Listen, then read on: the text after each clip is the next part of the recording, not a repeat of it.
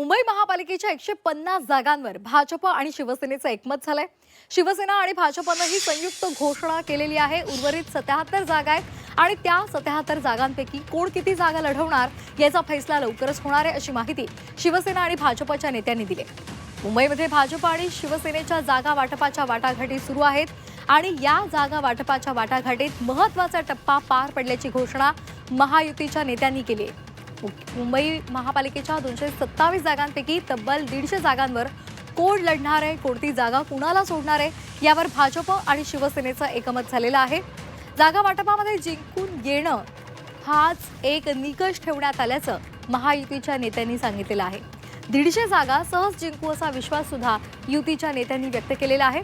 पण हे सांगत असताना सहमती झालेल्या 150 जागांपैकी कुणाच्या वाट्याला किती जागा सुटल्या हे मात्र कोणत्याही नेत्यांनी सांगण्याचं टाळलेलं आहे। 77 जागांसंदर्भात शिवसेना आणि भाजप त्याचबरोबर आरपीआयची बोलणी सुरू असून येत्या 2 दिवसांमध्ये या जागांचं वाटप सुद्धा पूर्ण होईल असा विश्वास नेत्यांनी व्यक्त केला आहे। 150 जागा ही महायुती लढणार आहे। भारतीय जनता पार्टी, शिवसेना, रिपाई, महायुती ही 227 जागा लढणार आहे। त्यामध्ये 150 जागांवर आमचं एकमत झालेलं आहे।